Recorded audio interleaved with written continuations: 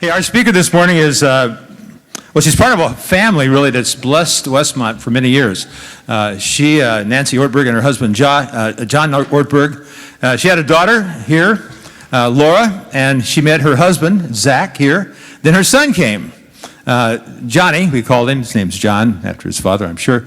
But the whole family is just a remarkable group of people, and Nancy is now the CEO of Transforming the Bay with Christ, an organization that seeks to catalyze a holistic gospel movement in the Bay Area. She is a gifted communicator. She's a lot of fun, and she's quick. Boy, I tell you, you just can't stay a step ahead of her. She's just got a good line. So, Nancy, I'm so glad you're here. Thanks for coming all the way over to Westmont, and we bless you in the name of Christ. Let's welcome her. Thank you, Ben. Thank you. Yeah, our oldest daughter went to Westmont and met her husband here. My youngest son, Johnny, came and did not meet his wife here, so we will be asking for a partial refund this afternoon. No, I will tell you, I was proud in my college years to not be part of the Ring by Spring, so just saying. Also, Cole Eberwine, thank you for coming down and saying hi. I texted a picture to Johnny. He says he owes you $20, so come down here and see me afterwards, and I will pay my son's debts once again. I can't help myself but say something to start that is very cliched. These are not the best 4 years of your life, but they're really good years. And there's a kind of formation that's happening in you that really is absolutely imperceptible. When you get to be my age, which is much closer to death than yours, you will understand that. In my college years, I went down to one of my best friend's dorm rooms one night and looked on her calendar and saw that she was dating my boyfriend. That'll spiritually form you. Yeah. Besides her, I went on to have an even better set of friends who really spoke into my life in ways that just book learning didn't, and it formed me in ways I couldn't really see at the time. Some of the classes that I took because I had to, not because I wanted to, begrudgingly, ended up starting things in me that I couldn't have seen in the moment.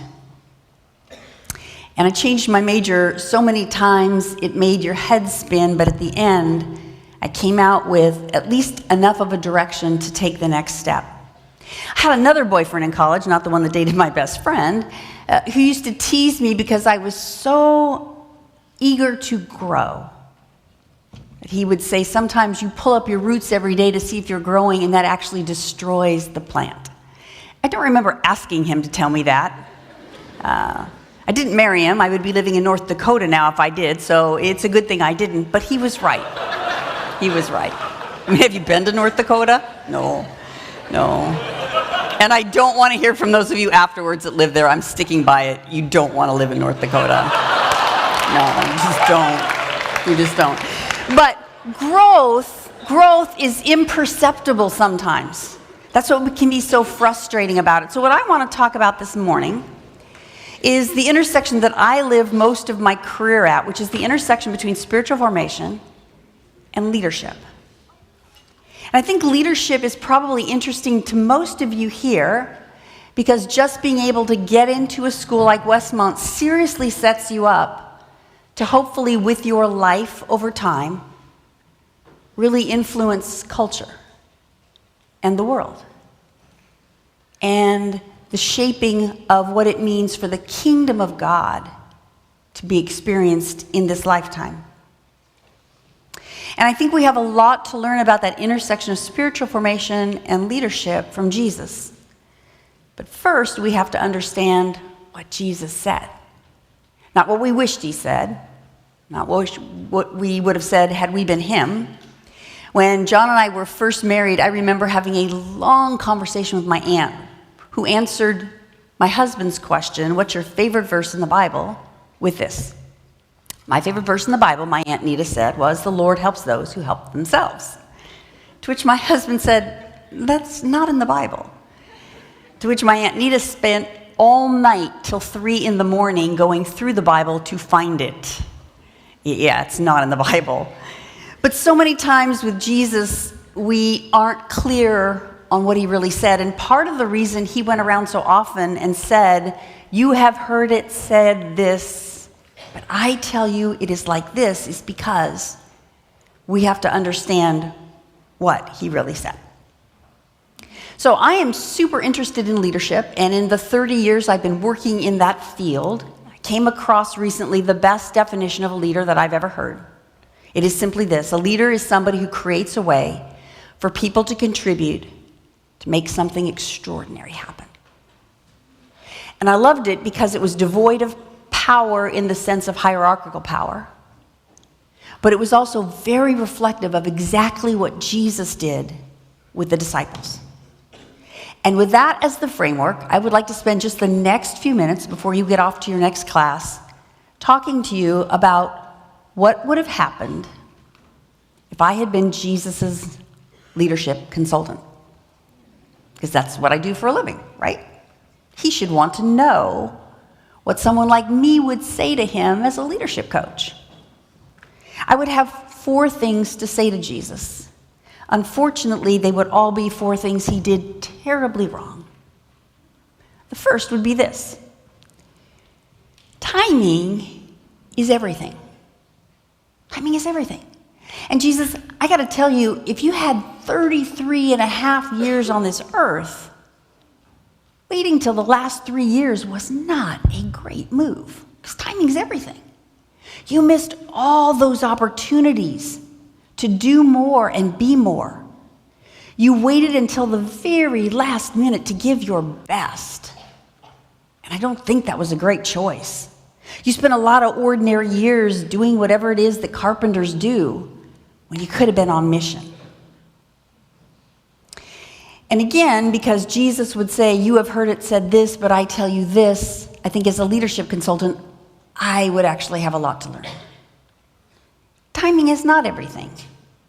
Everything is everything. That's why it says it's everything. Timing is something different. Timing is really important. But growing with Jesus and learning to be a leader and learning to be spiritually formed as you're a leader reminds you that it's never as simple to make the choice of timing is everything or it's nothing. The discerning mind stands in between those two truths and says timing is something and timing is important, but it's not everything. And when we believe the lie that timing is everything, we start to dismiss people because they've missed their window of opportunity, and therefore they're a washout. I live in the Silicon Valley, and I will tell you for sure, when you miss a window of opportunity, that becomes part of your reputation in the Silicon Valley, and people write you off as a has-been. And that is so contrary to kingdom values. Jesus basically says this: you're never too young, you're never too old, you're not the wrong gender, you're not too educated or not educated enough.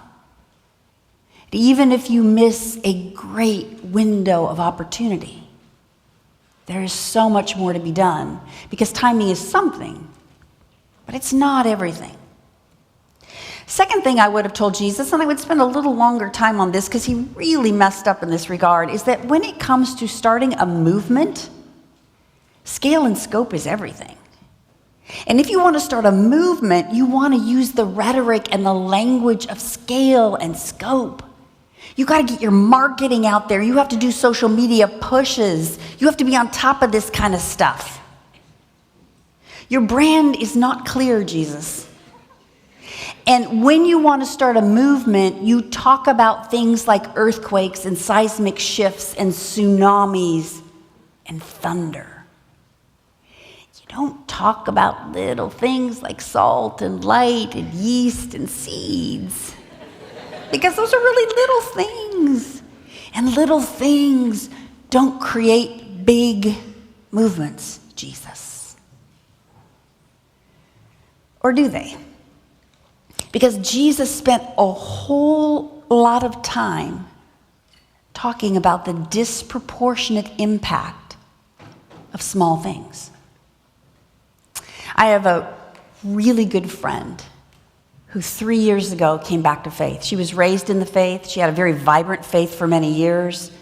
Something happened in her late 20s and early 30s, and she was on a 10-year journey, about as far away from God as you can get. And I really believed I would never see her come back to faith. Now, I prayed for it occasionally. Do you hate it when people say they pray for something every day? I don't even remember to brush my teeth every day. But I prayed a lot for her. Never thought I'd see the day. And 2.5 years ago, quite surprisingly to me, she had sort of an existential experience with God and came back to faith. It's been amazing. And when she came back to faith, one of the gifts I gave her is a little tiny glass bowl full of mustard seeds. Because part of her coming back to faith, she was beating herself up for the lost years, the timing, the scale and scope that she had let go by, the belief that things now had to be seismically shifted. And I invited her in the morning before she left her house to just grab one of those little mustard seeds and put it underneath her fingernail. I said, it won't last there very long, depending on how long your nails are, but it'll last for a while. And every once in a while during the day, just pull it out and roll it between your fingers and then put it back in. Jesus set the bar really low. It's all the faith you need. And then he started talking about the amount of faith we needed, and he started talking about really little things. Now again, just like with timing, it's not about picking big things or little things, because here's the deal. Your life with Christ, your life will get lived back and forth in between really big things, big defining moments, seismic shifts, big decisions, meetings that changed everything. And those are spiritual. But they're not more spiritual or less spiritual than the really little things. Then the moment you're walking around the campus and you have felt so far from God for so long and you're so tired of everybody chirping their way through worship, singing with great energy, when you don't feel anything. And then you're walking around campus and you have a 30-second moment where you just feel really full of the love of God. That counts. Don't let anybody take that away from you. That is just as spiritual as the glorious energy that comes from worship when you do feel deeply connected to God, and it's big and it's bold. And Jesus was trying to tell us something really important about the kingdom of God and how it contrasts with the world's message, which is bigger and better, is always the best way. And Jesus is saying, not always. In fact, one of the very first messages he ever gave, Sermon on the Mount, he talked so much about little things in such a way it compelled so many people to come out to the countryside and hear this message that was so radically different than what the religious leaders of his day were giving. This ought to be a great encouragement to you, that in the absence of big, there is little. And on God's scale, they are the same. The third thing I would coach Jesus on, and honestly, the next two would almost be deal breakers. Like, I think I would have to tell Jesus, either you need to take a break from leadership or you are simply disqualified. This one really violates the basic tenet of great leadership. And that is your team. Wow. Colossally unimpressive. Almost intentionally non-impressive. So in all of the Gospels, every one of them, within the first 4 chapters of 2 of them, within the first 2 chapters of the other 2, Jesus calls his team. Now in the leadership work that I do, I've been a consulting partner with Pat Lencioni for 12 years. He's written that great book, The 5 Dysfunctions of a Team. How do you make a team great?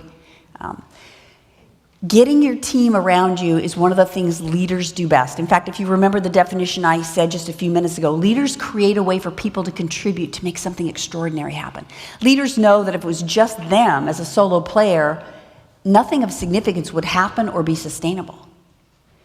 Great leaders bring people around them that are better than them. They don't bring this sorry, scrappy little group of guys that Jesus picked. And what's really fascinating is in each of the Gospels, there's really only one time where it intimates the possibility that Jesus may have prayed and specifically gotten the names of the 12 he called. And honestly, I don't think that's what happened. In the other three Gospels, it really feels like Jesus basically walked down the road and went, you, yep, sure you, yeah, I can do it with you, yeah, come on, I can do it with you too. Because Jesus was creating a team that would reflect the kingdom of God. And here's what I got to say, even though they were a ragtag, scrappy group of guys, they created a movement, largely which is because you and I are here, because of what they did. They were rabbi rejects, and they were more than just rabbi rejects.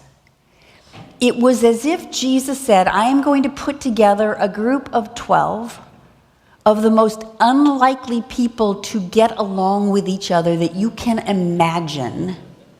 And because my timing's off and I only have 3 years, I'm going to show you what I can do with this kind of group of people in 3 years. And so Jesus chose Andrew, Peter's brother. Sure, what's the big deal about that? Well, the big deal is Andrew started following Jesus first. In fact, if you remember, Andrew got so excited, he said, let's go tell my brother. And then, as you remember throughout the Gospels, Peter starts to overshadow Andrew, and Peter becomes the main guy everybody's paying attention to. Imagine what Peter must have felt like. If you ever get a chance in the next week to read John chapter 21 and hear Jesus' ringing condemnation of the sin of comparison. But I'm guessing Andrew struggled with being in Peter's shadow. It's Peter again. It's all about Peter. I'm his brother. I'm the one that brought him to Christ. I know that was going on. James and John, do you remember their nickname? Sons of Thunder. These are two guys that were brothers that had so many times where Jesus had to rein them in, it's hard to even imagine. In Mark chapter 9, James and John come to Jesus and say, hey, we saw a guy over there driving demons out in your name, but we told him to stop because he's not one of us. We did good, right, Jesus? And Jesus must have thought, this is what I have to work with? No, guys, that's not the kingdom. In Luke chapter 9, verse 54, these same two knuckleheads come running up to Jesus about opposition that Jesus was experiencing, and excitedly together in unison, James and John said, Jesus, do you want us to call down fire on them from heaven to destroy them? Jesus says, no, not today. That's not exactly what I'm going for. And you got to know that when they did this, the other disciples were probably rolling their eyes going, why did he put James and John on this team? Thomas, whose nickname was Didymus, which probably meant that he was the second of a twin set. And in that culture, the second twin was always of significantly lower status than the first twin. He didn't fit.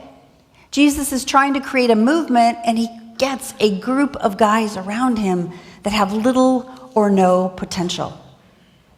Simon the Zealot was very committed to a Zionistic Israel party that was working hard to overthrow the Roman government. And you got to know that when Jesus asked Simon to join, Simon thought, this is it.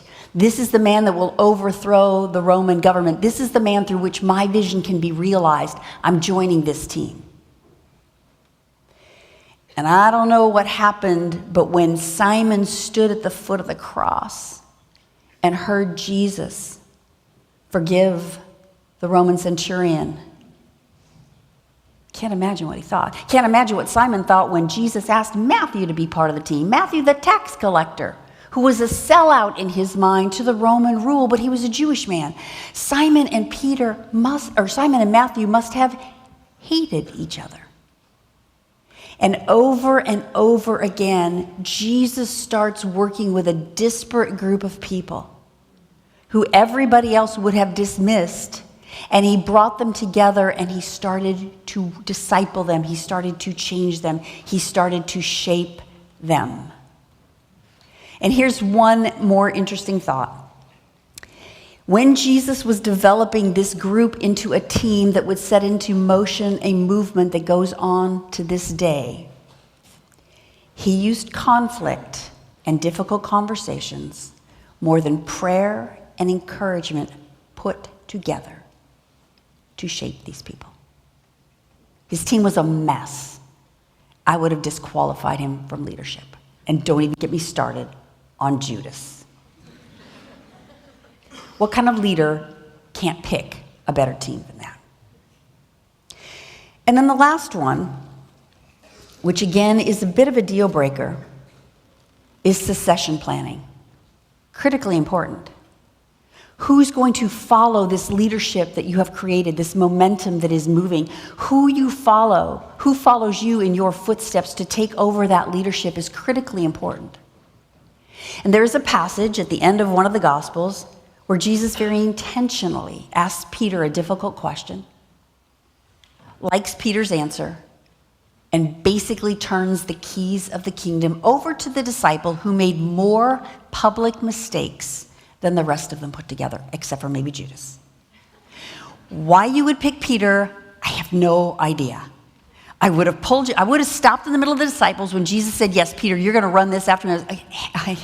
Everybody hang on just a second. Jesus, I don't think you meant that. Peter, let me have the key. No, Peter, give me the keys back. Peter, give me the keys back. Go over there. Jesus, come here. What are you thinking? You're kidding me, right? Peter. Because he had made so many mistakes, and who knows, maybe it was just exactly because he made those mistakes so publicly that Jesus knew there was a teachable, wonderful heart somewhere down there deep. I don't know about you, but I dismiss people so easily. When I was out of college, I was in a group of women, a small group, about 7 of us. We met together weekly. It's a really great group. We're still in touch to this day. And as is true of any group of 7, there was somebody in the group that I just didn't like. And so I did the very Christian thing. I went and found my best friend in the group and said, don't you feel this way about Kathy too?